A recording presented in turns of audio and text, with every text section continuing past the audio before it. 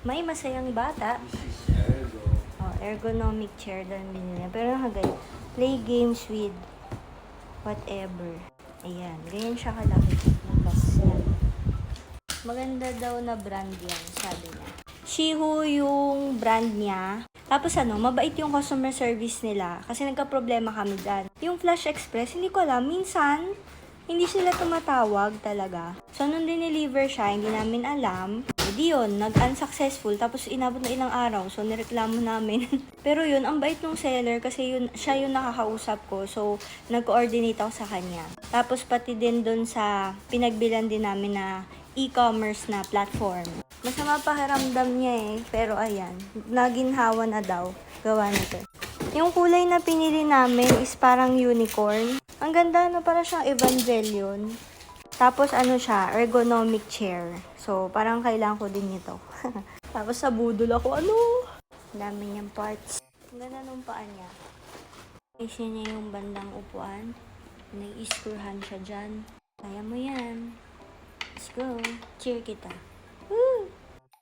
Tulungan ko siya. Ang bigat pala nitong upuan. Tapos yung sandalan niya, mamaya makikita niyo, parang speaker. Onti na lang guys, mabubuo na siya.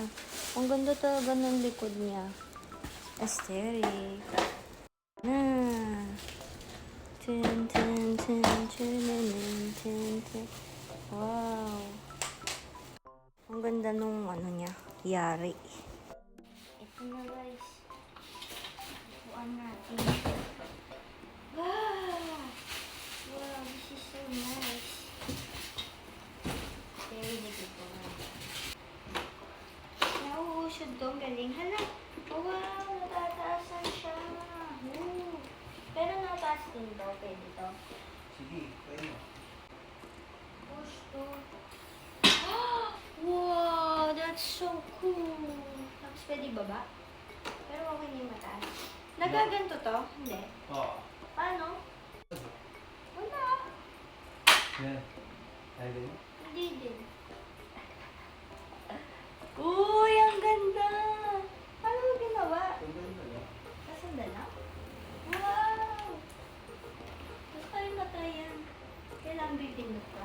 Sulit pala bili mo dyan Mukhang maganda naman talaga. Wow!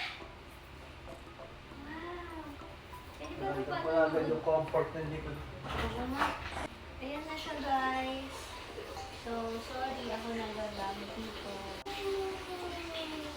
Mas pinili namin yung gray kasi parang mas maganda siya. Kasi ang dalawang kulay nito is black tsaka yung unicorn. Hindi naman kami nagkamali. Maganda naman siya. Tinin!